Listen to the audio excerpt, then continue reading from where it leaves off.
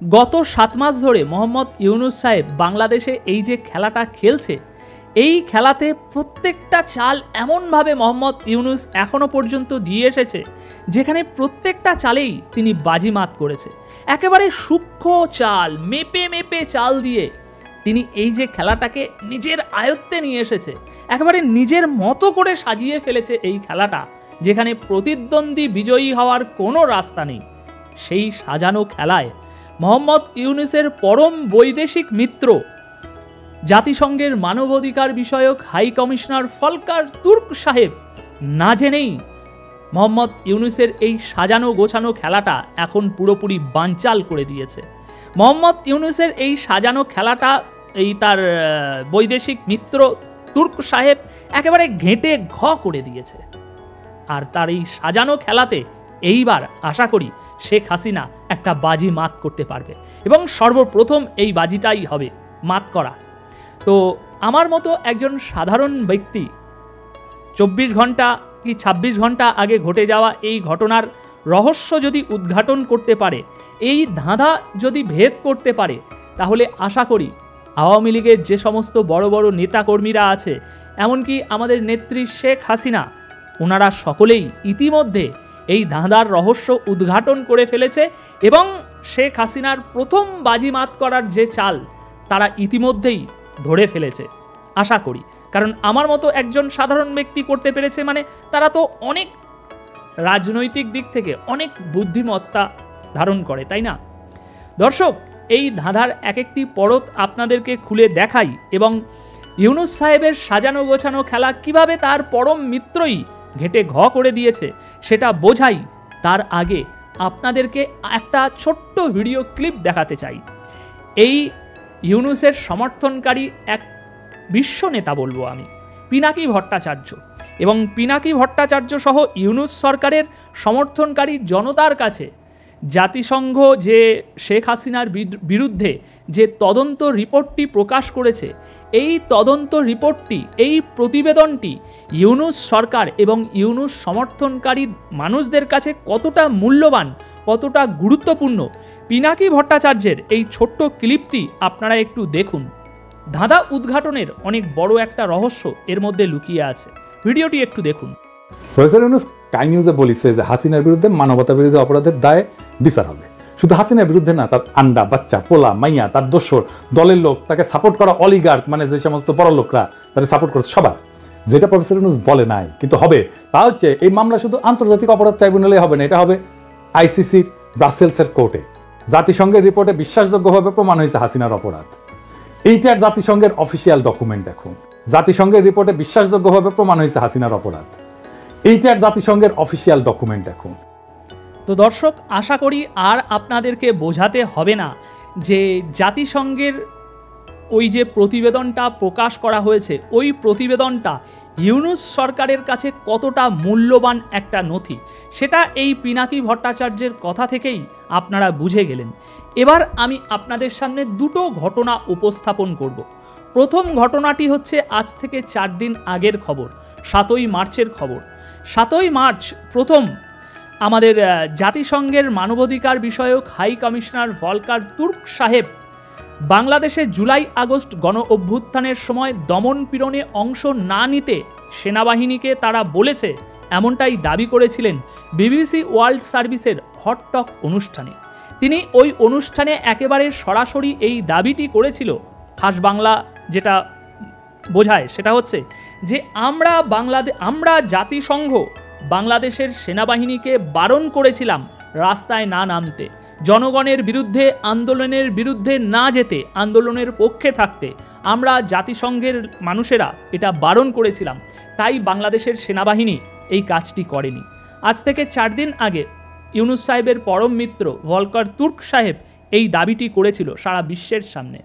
এবার গতকাল 10ই মার্চ এই কথার পরিপ্রেক্ষিতে বাংলাদেশ সেনাবাহিনীর ভূমিকা নিয়ে জাতিসংঘের মানবাধিকার বিষয়ক হাই কমিশনার ভলকার তুর্ক এই যে মন্তব্যটি করেছে, এই মন্তব্যের প্রতিক্রিয়া জানিয়েছে গতকাল বাংলাদেশ সেনাবাহিনী। প্রতিক্রিয়াটি গতকালই গণমাধ্যমে এসেছে আন্তঃবাহিনী জনসংযোগ পরিদপ্তর ISPR এর তরফ থেকে। সেখানে বাংলাদেশ সেনাবাহিনী বলছে, বাংলাদেশ সেনাবাহিনী জাতিসংঘের মানবাধিকার বিষয়ক হাই কমিশনার থেকে এ বিষয়ক কোনো ইঙ্গিত কিংবা বার্তা সম্পর্কে অবগত নয়। যদি এ সংক্রান্ত কোনো উদ্বেগ প্রকাশ করা হয়ে থাকে তবে তা তৎকালীন বাংলাদেশ সরকারকে জানানো হয়ে থাকতে পারে, সেনাবাহিনীকে নয়। এবং ভলকার তুর্ক সাহেব বলছে যে আমরা সরকারকে জানাইনি, আমরা ডাইরেক্ট সেনাবাহিনীকে জানিয়েছিলাম। কিন্তু সেই দাবির পরিপ্রেক্ষিতে এখন বাংলাদেশ সেনাবাহিনী বলছে যে আমরা জাতিসংঘের তরফ থেকে এরকম কোনো ইঙ্গিত বা বার্তা পাইনি।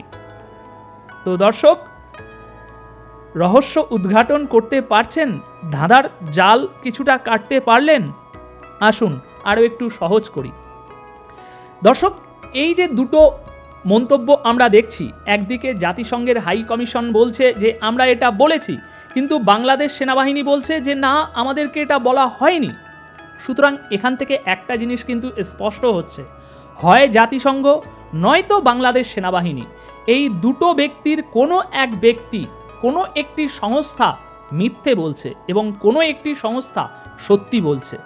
এই দুটো সংস্থাই সত্যি বলছে এমনটা তো হতে পারে না। হয় এই সংস্থা সত্যি বলছে, এই সংস্থা মিথ্যে বলছে, নয়তো এই সংস্থা সত্যি বলছে, এই সংস্থা মিথ্যে বলছে। দুটোর কোনো না কোনো একটা কিছু হচ্ছে, এটা নিশ্চিত।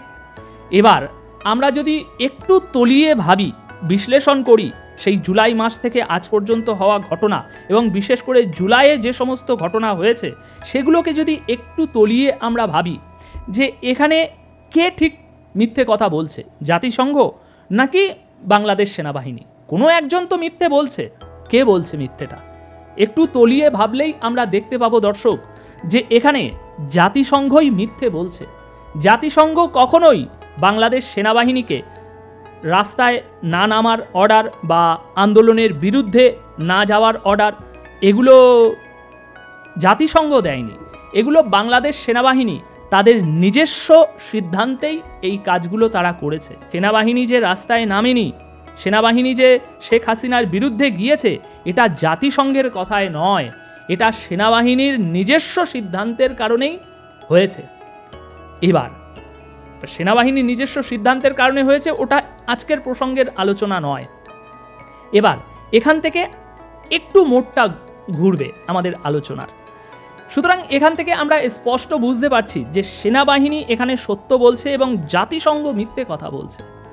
আর জাতিসংঘ এখানে মিথ্যে কথা বলছে, এটা যদি একবার স্ট্যাবলিশ হয়ে যায়, প্রমাণ হয়ে যায় যে জাতিসংঘের মানবাধিকার বিষয়ক হাই কমিশনার এরকম একটা মিথ্যে অপবাদ দিয়েছে, এরকম একটা মিথ্যে দাবি করেছে, এরকম একটা ভুয়ো তথ্য দিয়েছে বাংলাদেশ সেনাবাহিনীর বিরুদ্ধে, এটা যদি একবার প্রমাণিত হয়ে যায়, স্ট্যাবলিশ হয়ে যায়, তাহলে কি হবে একটু তলিয়ে ভাবুন। তাহলে সবথেকে বড় বিষয় যেটা হবে, এই জাতিসংঘের মানবাধিকার বিষয়ক হাই কমিশনার শেখ হাসিনার বিরুদ্ধে যে প্রতিবেদন তৈরি করেছে সেটা সম্পূর্ণ একটা ভুয়া প্রতিবেদন, এটা প্রমাণিত হবে। এতদিন আমরা এই যে বলে আসছি যে জাতিসংঘের এই প্রতিবেদনটা একপেশে প্রতিবেদন, ইউনূস সাহেবের বৈদেশিক যে মিত্র আছে সেই মিত্রতা এবং টাকার লোভে বস্তা বস্তা টাকা দিয়ে এবং মিত্রতার ক্ষমতা দিয়ে এই প্রতিবেদনটি একপেশে একটি প্রতিবেদন, পক্ষপাতমূলক একটি প্রতিবেদন তৈরি করা হয়েছে। এই যে চেঁচিয়ে চেঁচিয়ে আমরা বলছি সেটা প্রমাণিত হবে। কিভাবে প্রমাণিত হবে?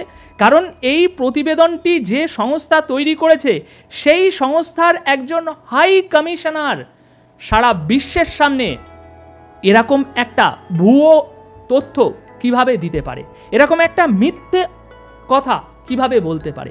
আর তিনি যদি বাংলাদেশ সেনাবাহিনীকে নিয়ে এরকম একটা মিথ্যে কথা বলতে পারে, তাহলে তিনি নিজে হাতে যে প্রতিবেদনটি তৈরি করেছে সেটাও তো প্রশ্নবিদ্ধ, তাই না? তিনি যদি বিবিসি বাংলাকে বাংলাদেশ সেনাবাহিনীর বিরুদ্ধে এরকম একটা মিথ্যে অভিযোগ তুলতে পারে, যেটা বাংলাদেশ সেনাবাহিনী একদম সোজা সাপটা খারিজ করে দিয়েছে, তাহলে ওনার বন্ধু ইউনূস সাহেবকে সাহায্য করার তাগিদে তিনি বাংলাদেশের যে জুলাই আন্দোলনের যে প্রতিবেদনটি তৈরি করেছে সেটা কেন মিথ্যে নয়, সেটা কেন ভুয়া তথ্যে ভরা হতে পারে না? বিষয়টা এরকমই দাঁড়াচ্ছে, তাই না?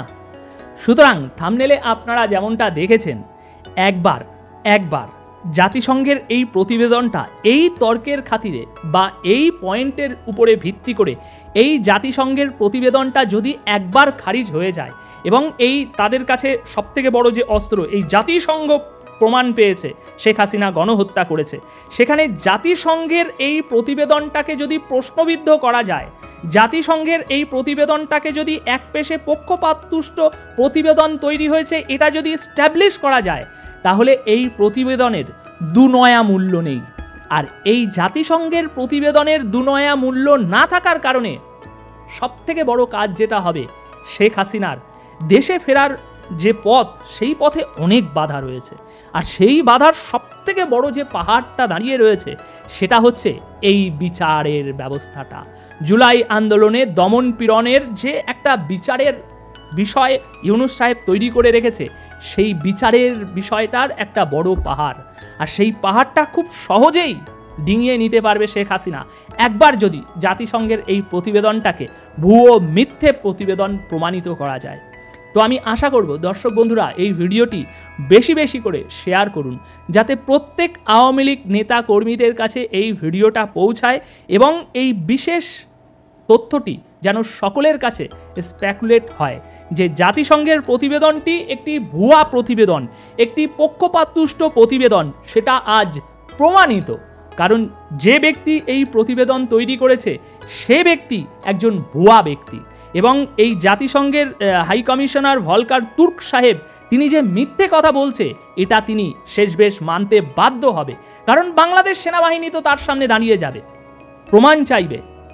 আপনি তো আর ফোনে বলতে পারেন না যে বাংলাদেশ সেনাবাহিনী তোমরা রাস্তায় নেমো না, কোনো একটা মাধ্যম থেকে তো বলেছেন। কোথায় সেই মাধ্যম? তিনি মিথ্যুক, এটা প্রমাণিত হতে বাধ্য। দর্শক, কমেন্ট বক্সে আপনাদের মতামত অবশ্যই জানিয়ে যাবেন এবং শেষ করার আগে আবারও বলছি, ভিডিওটি অবশ্যই বেশি বেশি করে শেয়ার করবেন। ধন্যবাদ সকলকে।